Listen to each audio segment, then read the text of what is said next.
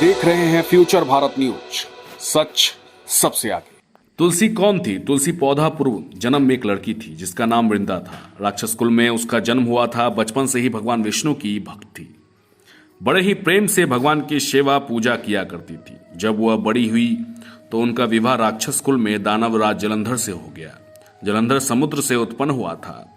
वृंदा बड़ी ही पतिव्रता स्त्री थी, सदा अपने पति की सेवा किया करती थी। एक बार वृंदा देवताओं और दानवों में युद्ध हुआ तो जब जलंधर युद्ध पर जाने लगे तो वृंदा ने कहा, स्वामी आप युद्ध पर जा रहे हैं, आप जब तक युद्ध में रहेंगे मैं पूजा में बैठकर अपनी जीत के लिए, आपकी जीत के लिए अनुष्ठान करूंगी। जब तक आप वापस नहीं आएंगे मैं अपना संकल्प नहीं छोड़ूंगी। जलंधर तो युद्ध में चले गए और वृंदा व्रत का संकल्प लेकर पूजा में बैठ गई। उनके व्रत के प्रभाव से देवता भी जलंधर को न जीत सके।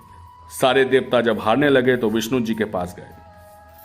सबने भगवान से प्रार्थना की तो भगवान कहने लगे कि वृंदा मेरी परम भक्त है, मैं उसके साथ छल नहीं कर सकता। फिर देवता बोले, भगवान दूसरा कोई उपाय भी तो नहीं है, अब आप ही हमारी मदद कर सकते हैं। भगवान ने जलंधर का ही रूप रखा और वृंदा के महल में पहुंच गए। जैसे ही वृंदा ने अपने पति को देखा वे तुरंत पूजा से उठ गई और उनके चरण को छू लिए।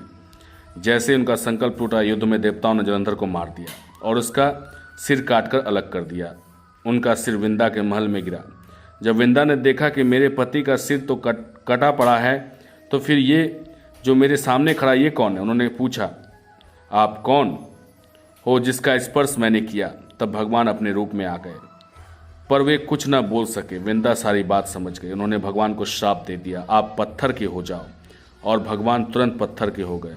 सभी देवता हाहाकार करने लगे। लक्ष्मी जी रोने लगी और प्रार्थना करने लगी। ये वृंदा जी ने भगवान को वापस वैसा ही कर दिया और अपने पति का सिर लेकर वे सती हो गई। उनकी राख से एक पौधा निकला। तब भगवान विष्णु जी ने कहा, आज से इसका नाम तुलसी है और मेरा एक रूप इस पत्थर के रूप में रहेगा, जिसे शालिग्राम के नाम से तुलसी जी के साथ ही पूजा जाएगा, और मैं बिना तुलसी जी के भोग स्वीकार नहीं करूँगा। तब से तुलसी जी की पूजा सभी करने लगे और तुलसी जी का विवाह शालिग्राम जी के साथ कार्तिक मास में किया जाता है। देव उठावनी एकादशी के दिन इसे तुलसी विवाह के रूप में मनाया जाता है। इस कथा को कम से कम 2 लोगों को अवश्य आप सुनाएं ताकि आपको पुण्य का भागी मिले।